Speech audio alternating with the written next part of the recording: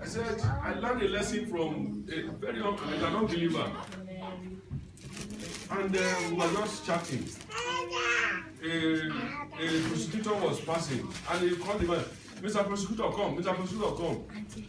I was looking, I said, look, in my country, you can't just say, Mr. Prosecutor, come. The prosecutor is representing the crown, he's representing the government. They want you to treat them as if, after God, you are the next person. He said, yeah, that's true. He said the same thing in my country, too. He said, but the issue now is that, so that there will be no problem. Whatever people want you to call them, just call them. If mommy, I don't really want me to call her Queen now. That she's going to call me Queen Arukudari. Please, why can't we call her that name? If that is what will make her happy. After all, it doesn't change anything for me. If somebody wants me to call him Dr. Reverend Bishop, why don't you try and call him that whatever he wants? It doesn't change your status. But sometimes we will just make up our no, I'm older than him. I can't call him that title. No, we are having the same confusion. So I don't. Why don't you just try understand people with what they have? Because we are not the same. Amen. Am I right? Oh, it's like he's not too.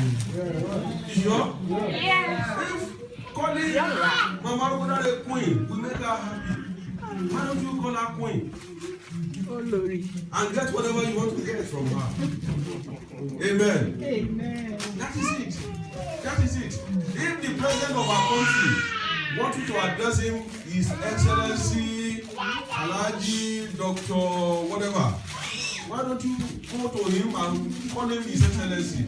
How will you say because we are coming from England, you call how do I address our Prime Minister here? David, you can call him David here. That is their way of life. You can't just bring that I'm coming from England to say David or call the president his first name.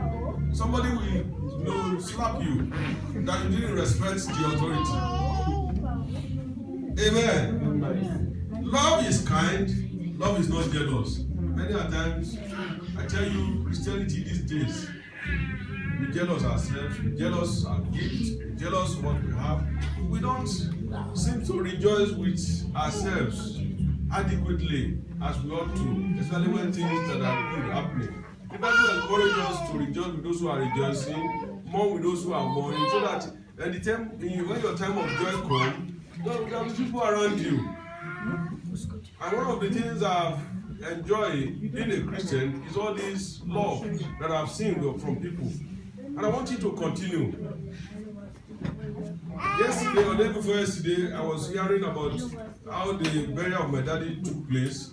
And somebody, a member of my family, a Muslim, they were saying that, look, your people represented you very well.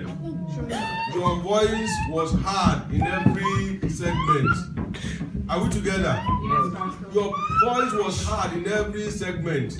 Even though my blood relative, one of them behaved funny, and was, trying to give a contrary instruction. But thank God for some of my Christian family that are there who were to represent me.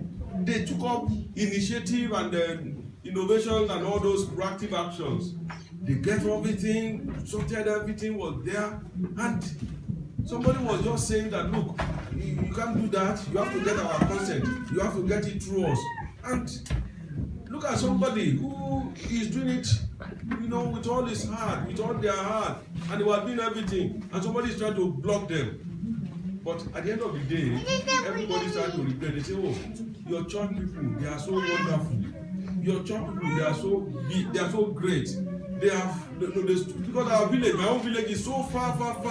I was playing, I said, look, did you see electricity in our village? You see water running? They said, no. I said, that is my village for you. And they went. Look, I want us to go extra mile in demonstration of our love. It's not only enjoyment. Sometimes when things are not too good, let us be there with each other. That is what Christ did by coming from heaven. what heaven is. Heaven is a very good place. There's no headache, there's no problem, look at when he came and he was embarrassed by everybody. The Pharisees will always attack him, the Sadducees, everybody will gang up, even his own people, his own relatives, they never honor him. But these are the things that, the detriment that he decided to take upon himself because of me and you. These are the things that Jesus Christ expects us to do in demonstration of love. It may not be so easy all the time, but please, let us be there for each other. And that is why we can be recognized as representing Christ. Amen. Amen. Amen. I want to write this other passage down. Is it there? Please, because we don't have time to read. 1 John chapter 4, verse 16 to 18. If you write it down, I want you to read at home. 1 John 4, 16 to 18. Also, write Romans chapter 12, verse 9 to 21 down. That's Romans 12. They are all full of messages that if you read them, you will understand what love is all about. He said that Romans 12. He said love must be sincere. Hate what is evil. Cling to what is good. Be devoted to one another in love. Honor one another above yourself. That's a big word. Honor one another above yourself. Never be lacking in zeal, but keep your spiritual flavor. Serving the Lord. Amen. I want you to also read the right 1 John chapter 3, verse 10 to 17. 1 John 3, 10 to 17. That place, he was giving us warning never to behave like Cain. I'm sure you remember the story of Cain. He ought to be his brother's keeper. But because of what his brother did, which attracted favor, it's not his brother's fault that he deliberately did what is not right to God. And God honored the gift of Abel. Amen. But he reaped what he sowed. But he was not satisfied. All he wanted from God is to give him the reward that belongs to his brother. And I want to challenge us that if you see a brother or a sister enjoying super abundance of blessings from God, why must you jealous? Why must you complain? Are we together? Look at somebody who decided on himself to do whatever instruction that God says he should do. God said, give your tithe. He's giving his tithe. God said, come to the church. He's coming to the church. God said, help your neighbors, do all those things, do evangelism, and some other things. He's doing it. But you are busy doing some other things. You think you are wiser than God. By the time God started to look at that person and give him stupendous reward, and he started to complain. And the person is coming up to give testimony of what God is doing. He started to grumble. That was the account or the experience of Cain. To think that he now gang up to kill his brother. It's not until physically you kill somebody, you're even complaining and grumbling and not too happy with that person. It's an indirect way of killing. And that is what God is warning us against, even at this season of celebrating of Valentine's Day. So let us recognize whatever God is doing for somebody and appreciate God for their life. When somebody come up to give testimony, please rejoice with them. When somebody tell you of goodness of God in his life, all you do is to key into that a covenant of God. Ask God to bless you as well. Don't grumble. Don't see God as if he's being partial. And the Lord will surely answer to your prayers in the mighty name of Jesus. In Matthew 22, verse 34 to 40 also, you know how Jesus was attacked by the Pharisees and the Sadducees. And they were asking him, oh, what is the greatest commandment? And Jesus said to them, you shall love your God and also love your neighbor as yourself. Amen? The law is clear. Love your God with all your heart. Also love your neighbor as yourself. I think I've said something about that earlier. You cannot claim to love God when you don't love your fellow believers, fellow human being that is closer to you. Let us develop to a level where we can go back to the, as it was. Somebody sent a message of on the WhatsApp of one of these popular musicians in Nigeria who became a Christian. Did we see it? Ayuba, Adewale Ayuba, the popular musician. He gave a testimony that he is now a Christian. He gave how he used to do this, he used to do that. You never see it? No, sir. Okay, I'll send it to you.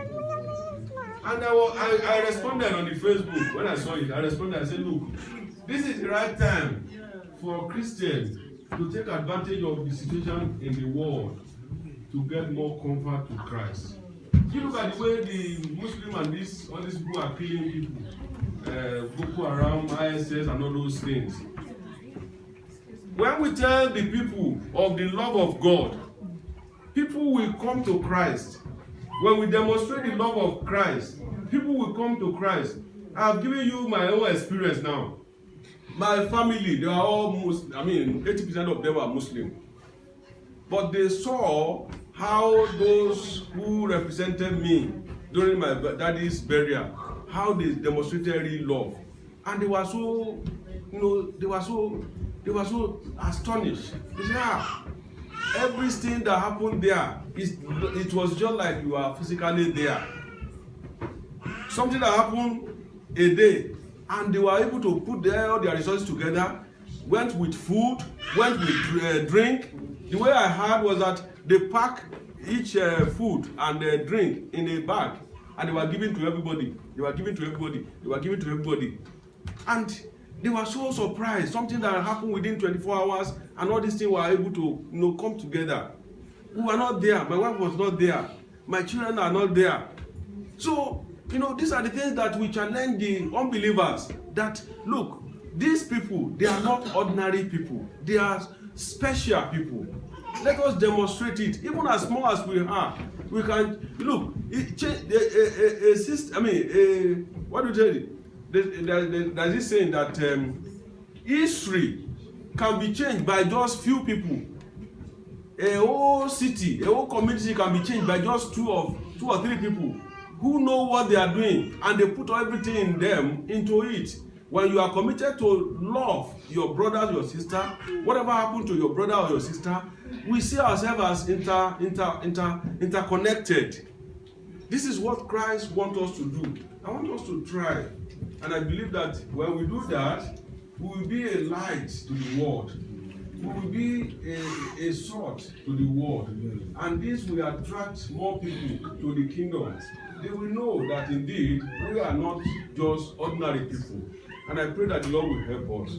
It's a time for us to renew our love unto ourselves and unto God. It's not just the way other people are doing it, celebrating, sending cards, sending all those nonsense messages, all those things that are not godly, either through WhatsApp, through Facebook, through all these things. Let us share the word of Christ's love and let us demonstrate it, and the Lord will be with you in Jesus' name. Amen. Hallelujah. Shall we bow our heads? Shall we bow our head? I will love, I will love, I will love, I will love.